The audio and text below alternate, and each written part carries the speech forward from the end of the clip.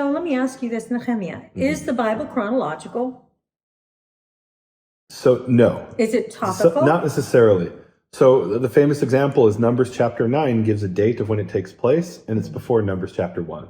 Okay. It's a month before. So there are things in the Tanakh they can be topical. They can be by the principle of association. So you have a series of prophecies in, for example, Isaiah 40 and on, where these prophecies are linked together by some format, right? It's a doubling of a phrase, or that kind of thing. Mm-hmm. You have commandments in Deuteronomy that are linked by the principle of association, right? And what does that really mean? What it means is that there was a scroll, and then there was another scroll, and they're like, okay, how do we put all these scrolls together? Okay, this one is connected to this by this common theme. Let's sew here, and it makes it easier to remember. Okay, so the reason I ask that is I want to make sure that the prophecy we're talking about, mm-hmm. that we're going to talk about right now, begins in chapter 9, verse 1. And it ends in verse 8. Verse 8. And how do we know it ends in verse 8? Because in the Hebrew manuscripts, there's a space between verses 8 and 9. There's what's called a parashas duma, a closed section. We'll throw up on the screen here. And you see this space here. This is what's called a closed section. And okay, and then here is what it looks like in the Leningrad Codex, right? So we have a space here between the sections. So 9, 1 through 8 is a single prophetic unit. Now, was 9, 1 through 8 revealed for sure after chapter 8? Not necessarily, but it's been put there as part of the sequence of prophecies. Okay. And so look, this is a really important question that we always have to ask.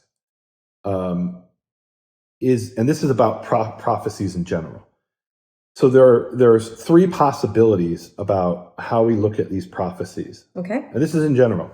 Is it a prophecy that took place in the past that was already something that was the reality in the time of the prophet?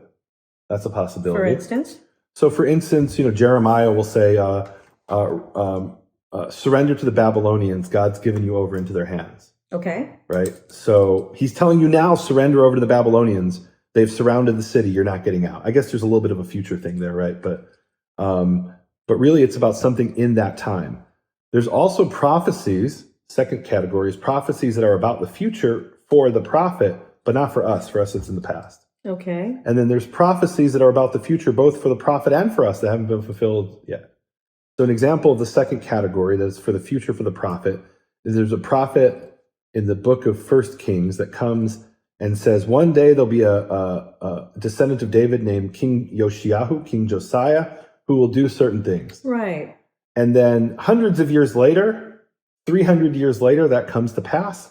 And they say, oh, this was prophesied by this earlier prophet. Okay. There's other prophecies that are for the future for the prophet and for us as well. And an example of that would be Isaiah chapter 2, where it says they'll beat their swords into plowshares. Right. That evidently hasn't happened. How do I know? Because we're in the middle of a war. There you are. As we're recording this. That's right. I have 2 nephews who are fighting in a war, and that wouldn't be the case if Isaiah 2 had come to pass. Then there's a 4th possibility, which I don't believe, but somebody can bring it. Let's just say what all the possibilities are. The 4th possibility is that Isaiah wasn't a true prophet. And when Isaiah said that there'll be this, peace in the future, that he was wrong.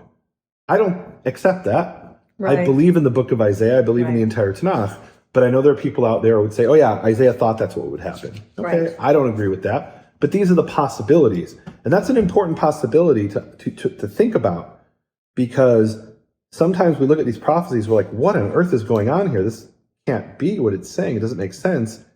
And what's your alternative? That Zechariah was a false prophet? Go believe that if you want. I don't believe that. It does some really cool things here, though. I believe Zechariah was a true prophet, and so these things will happen if they haven't already happened. I don't think they've happened. Okay, now, any prophecy, we have to decide which of those 3. Is it something that was a past tense in the time of Zechariah? Is it and by the way, most of Zechariah 7 through 8 was things that were in the past. Should we keep fasting? No, I never told you to fast. Right. The last verse is the future, both for them and for us, because those days are not, those 4 fast days aren't holidays. Not yet.